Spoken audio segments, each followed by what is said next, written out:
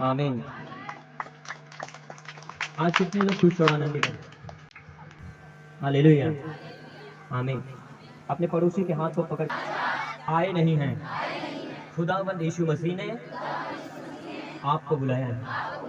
अपने पड़ोसी की ओर देखते उसको बोलो, एक ही लोग, एक पड़ोसी का एक ही हाथ पकड़ो, उसकी ओर देख के आप एक दूसरे को देख के बोलो, आपको प्रभु ने बुलाया है। अब से आपके जीवन में अंधकार की शक्ति काम नहीं करने पाएगी।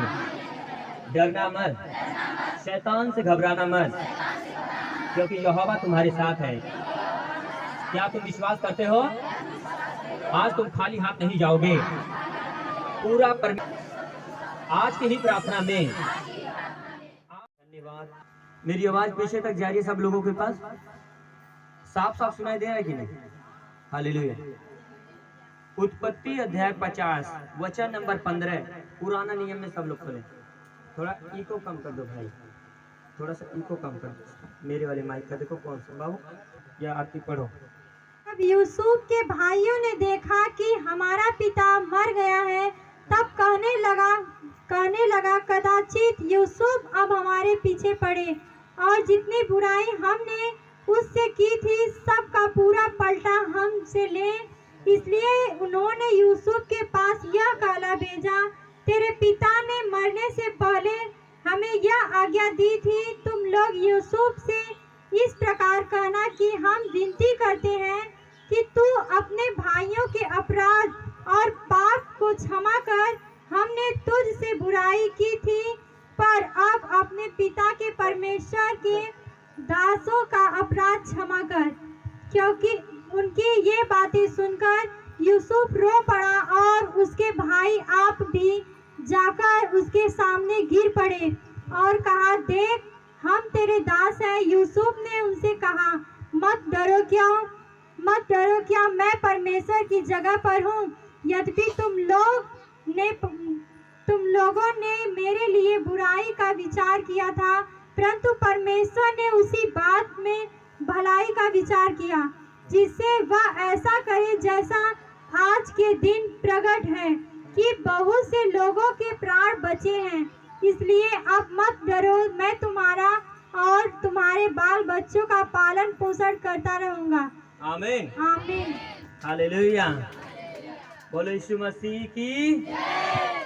ने सुना नहीं? एक बार पीछे वाले तेज आवाज में बोलो, यीशु मसीह की। आमीन, आमीन।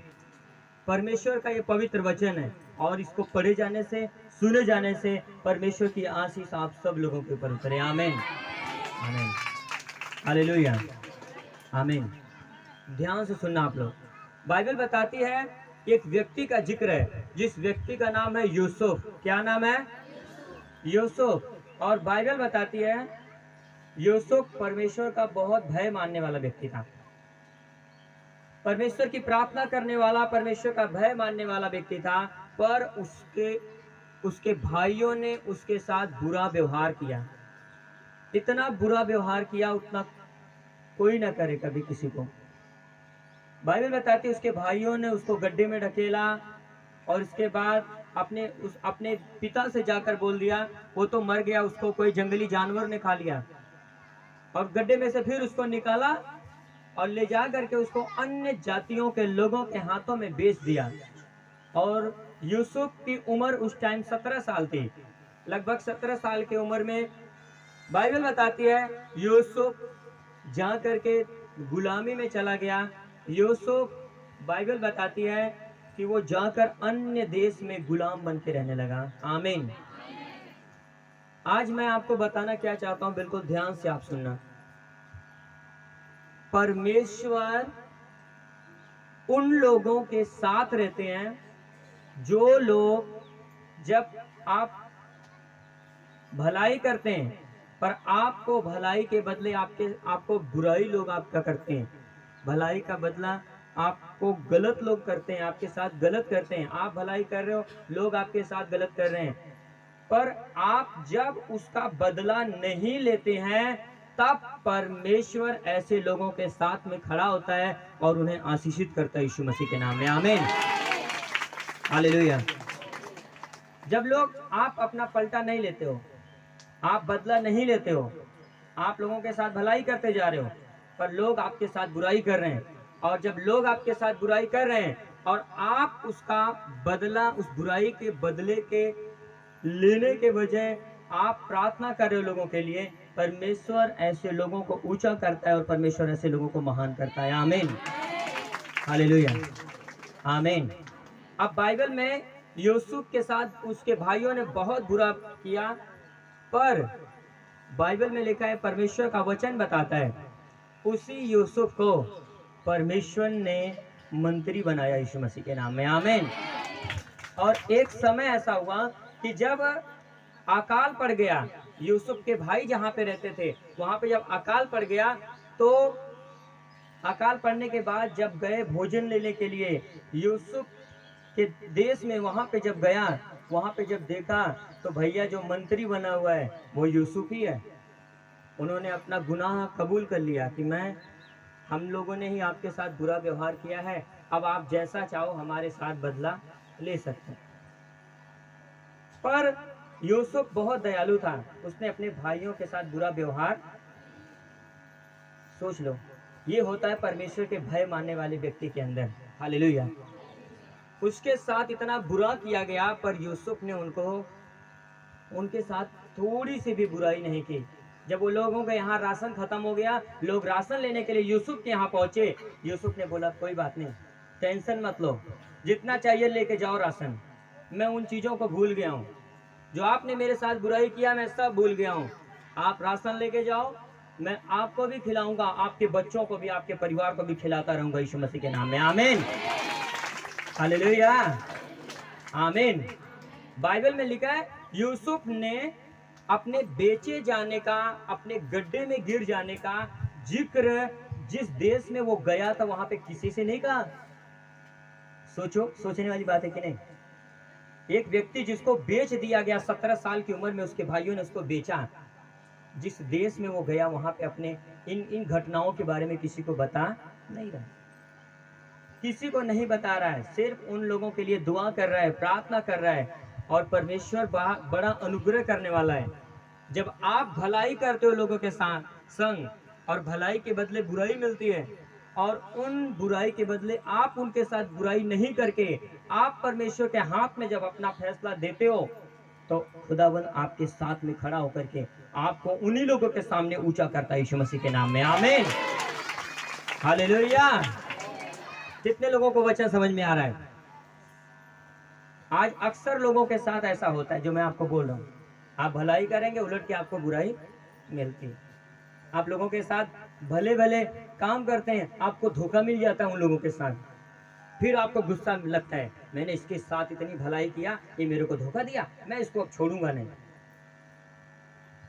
और परमेश्वर कहता है कि जब तुम भलाई करता है और भलाई के बदले तुझे बुराई मिले, तो तू उसका बदला मत लेना, वरन मेरे हाथों में तू सौंप देना, क्योंकि मैं तेरे साथ में तब खड़ा होऊंगा जब तू मुझे मौका देगा। और यूसुफ ने यही काम किया।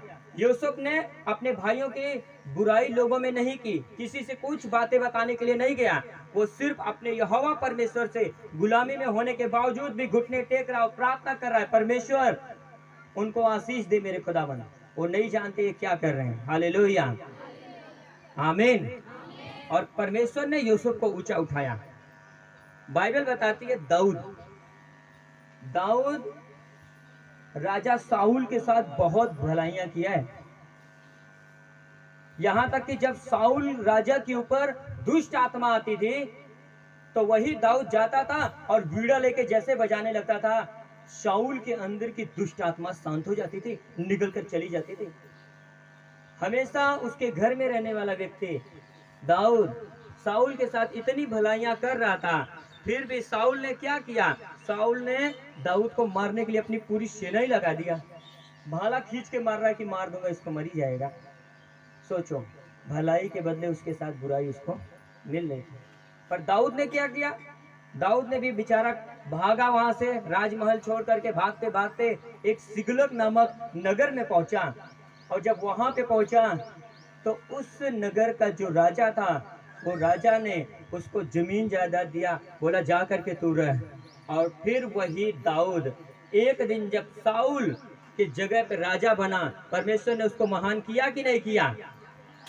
बोलो हालेलुया, आमीन आमीन। जब आप बदला नहीं लेते हो, खुदाबंद के हाथों में सौंपते हो, परमेश्वर आपको आशीषित करता है यीशु मसीह के नाम में, आमीन। बोलो यीशु मसीह की आमीन आमीन। एक बहन आई और बोलने लगी, पास्टर जी मैं तो बहुत भलाई का काम करती हूँ, मैंने अपने रिश्तेदार के साथ बहुत भलाइयाँ की, मैंने बहुत उसके अपने बच्चों का पेट काट काट के मैं उसके बच्चों के लिए मैं खाने की वस्तुएं भिजवाते थे, बहुत अपने रिश्तेदार के साथ भलाई किया, पर उस रिश्तेदार ने हमको धोखा दे दिया। पास्टर जी ने बोला अच्छा, फिर पास्टर जी मुझे अच्छा नहीं लगा, ये बहुत गलत मेरे साथ हुआ है, ऐसा उसको करना नहीं चाहिए था। पास्टर जी ने बोला उसको माफ कर, तूने भलाई किया, तेरे साथ तेरे को धोखा मिला? बोलते हाँ। बोले पास्टर जी अच्छा एक बात मुझे बता। बोले क्या पास्टर जी बोलिए। बोलिए एक बात मुझे बता कि जब तू जाती है खेत में, तू गेहूं बो के आती है, तो जब तू कटने का समय होता है और काटने के लिए जाती है, तो गेहूं के जगह क्या तेरे को धान काटने को मिलता है? पास्टर जी ने पूछा कि तू बो के आई है गेहूं, जब तू काटने जाएगी तो गेहूं काटेगी कि धान काट के लाएगी? बोले कि अगर तू बजड़ा बो के आई है तो क्या तू जाएगी तो क्या तेरे को गेहूं काटने को मिलेगा कि बजड़ा मिलेगा? अगर तू धान बो के आई है और इसके बाद जब तेरे को कटने का समय होगा तो क्या वहां पे तेरे को गेहूं मिलेगा कि धान ही मिलेगा? उसने बोला नहीं पास्टर ये तो बात आपकी सही है, गेहूं बो के आऊंगी तो गेहूं ही मिलेगा। तो पास्टर जी ने बोला फिर तू जब गई, जिसके साथ तूने भलाई किया, भलाई का तूने बीज बो के आए हैं, तू भलाई का बीज बोई है, वो तेरे साथ बुराई करेगा कोई बात नहीं, वो यहोवा है, वो किसी दूसरे के द्वारा मदद करके वो भलाई का बदला आपको भलाई से देगा यीशु मसीह के नाम में, आमीन हालेलुया आमीन। कितने लोगों को समझ में आ रहा है? सभी लोगों को आ रहा है?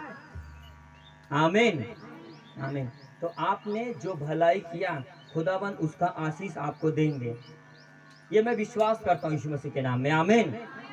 बोलो यीशु मसीह की, बोलो यीशु मसीह की, बोलो राजाओं के राजा की, बोलो प्रभुओं के प्रभु की, बोलो सर्वशक्तिमान परमेश्वर की, आमीन आमीन। कितने लोगों को आज वचन समझ में आ रहा है? हालेलुया आमीन आमीन। बाइबल में मेरे प्रियो परमेश्वर का वचन कहता है जब तू मुझसे कुछ भी मांगे मैं तुझे दूंगा। पर अब प्रभु देगा कर, प्रभु कहता है मुझसे तू जो कुछ मांगेगा मैं तुझे दूंगा। अब उसके पीछे परमेश्वर ने एक शर्त रखा कि जब तू विश्वास के साथ मुझसे जो कुछ मांगेगा मैं तुझे दूंगा, अगर तू संदेह नहीं करे तब। अगर तू संदेह नहीं करे और विश्वास के साथ मुझसे जो कुछ मांगेगा मैं तेरे लिए कर दूंगा, आमीन हालेलुया आमीन।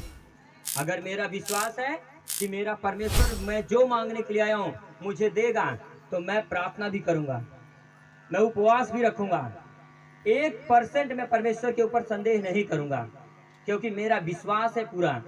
और जब पूरा विश्वास होता है तब आप आदमी से उस व्यक्ति से मिलो जिसके अंदर पूरा विश्वास है, उसकी प्रार्थना बड़ी होती है, उसका प्रार्थना में भी मन लगा रहता है, उपवास में भी रहता है और हमेशा रात में भी वो प्रार्थना करता रहता है, क्योंकि उसके अंदर विश्वास है कि मैं जो मांगने के लिए आया हूँ, खुदा का वचन कहता है मांगोगे तो दिया जाएगा, तो मैं जो मांगूंगा मेरा परमेश्वर मुझे देगा। तब तो वो व्यक्ति प्रार्थना करता है, हालेलुया आमीन आमीन।